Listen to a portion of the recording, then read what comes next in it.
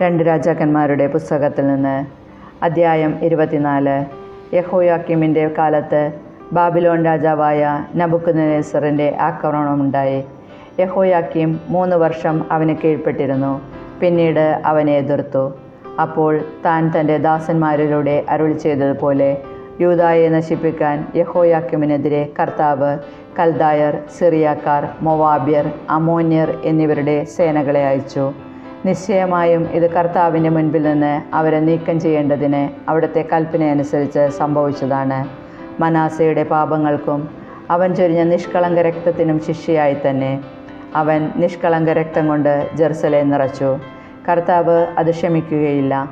യെഹോയാക്കീമിൻ്റെ മറ്റ് പ്രവൃത്തികൾ യൂദാ രാജാക്കന്മാരുടെ ദിനവൃത്താന്തത്തിൽ എഴുതപ്പെട്ടിട്ടുണ്ടല്ലോ. യെഹോയാക്കീം പിതാക്കന്മാരോട് ചേർന്നു.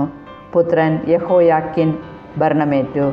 ഈജിപ്ത് തോട് മുതൽ യൂഫ്രട്ടീസ് നദി വരെയുള്ള തൻ്റെ സമ്പത്തെല്ലാം ബാബിലോൺ രാജാവ് പിടിച്ചടക്കിയതിനാൽ ഈജിപ്ത് രാജാവ് ദേശത്തിന് പുറത്തു വന്നില്ല. യെഹോയാക്കിൻ രാജാവാകുമ്പോൾ യെഹോയാക്കിന് 18 വയസ്സായിരുന്നു. അവൻ ജെറുസലേമിൽ 3 മാസം ഭരിച്ചു. ജെറുസലേമിലെ എൽനാഥൻ്റെ പുത്രി നെഹുഷത്ത ആയിരുന്നു അവൻ്റെ അമ്മ. അവൻ പിതാവിനെ പോലെ തന്നെ കർത്താവിൻ്റെ മുൻപിൽ തിന്മ പ്രവർത്തിച്ചു. അക്കാലത്ത് ബാബിലോൺ രാജാവായ നബൂഖദ്നേസർ ജെറുസലേം വളഞ്ഞു. നബൂഖദ്നേസർ അവിടെ എത്തുമ്പോൾ അവൻ്റെ പടയാളികൾ നഗരം ഉപരോധിക്കുകയായിരുന്നു. യൂദാ രാജാവായ യെഹോയാക്കിൻ തന്നെയും മാതാവിനെയും ഭൃത്യന്മാരെയും പ്രഭുക്കന്മാരെയും കൊട്ടാരത്തിലെ സേവകന്മാരെയും അവന് അടിയറ വച്ചു. ബാബിലോൺ രാജാവ് തൻ്റെ 8-ാം ഭരണവർഷം അവനെ തടവുകാരനാക്കുകയും ദേവാലയത്തിലെയും കൊട്ടാരത്തിലെയും നിധികൾ കൊള്ളയടിക്കുകയും ഇസ്രായേൽ രാജാവായ സോളമൻ കർത്താവിൻ്റെ ആലയത്തിനു വേണ്ടി നിർമ്മിച്ച സ്വർണ്ണപാത്രങ്ങൾ കഷ്ണങ്ങളാക്കുകയും ചെയ്തു. കർത്താവ് മുൻകൂട്ടി അറിയിച്ചതുപോലെ തന്നെയാണ് ഇത് സംഭവിച്ചത്. ജെറുസലേം നിവാസികൾ, പ്രഭുക്കന്മാർ, ധീരയോദ്ധാക്കൾ, 10,000 തടവുകാർ, ശില്പികൾ, ലോഹപ്പണിക്കാർ എന്നിവരെ അവൻ പിടിച്ചുകൊണ്ടുപോയി. ദരിദ്രർ മാത്രം ദേശത്ത് അവശേഷിച്ചു.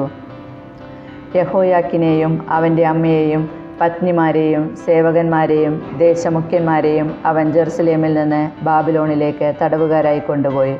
ബാബിലോൺ രാജാവ് 7,000 ധീരയോദ്ധാക്കളെയും ശില്പികളും ലോഹപ്പണിക്കാരുമായി 1,000 പേരെയും തടവുകാരായി കൊണ്ടുപോയി. അവർ ശക്തന്മാരും യുദ്ധത്തിന് കഴിവുള്ളവരുമായിരുന്നു.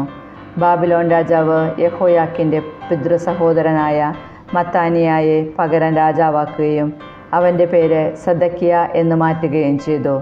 സെദക്കിയ രാജാവാകുമ്പോൾ സെദക്കിയായ്ക്ക് 21 വയസ്സായിരുന്നു. അവൻ ജെറുസലേമിൽ 11 വർഷം ഭരിച്ചു. ലിബ്നായിലെ ജെറമിയായുടെ പുത്രി ഹമുത്താലായിരുന്നു അവൻ്റെ അമ്മ. യെഹോയാക്കീമിനെ പോലെ അവനും കർത്താവിൻ്റെ മുൻപിൽ തിന്മ പ്രവർത്തിച്ചു. കർത്താവിൻ്റെ കോപം ജെറുസലേമിനും യൂദായ്ക്കുമെതിരെ ജ്വലിച്ചു. അവിടുന്ന് അവരെ തൻ്റെ മുൻപിൽ നിന്ന് തള്ളിക്കളഞ്ഞു. സെദക്കിയ ബാബിലോൺ രാജാവിനെ എതിർത്തു.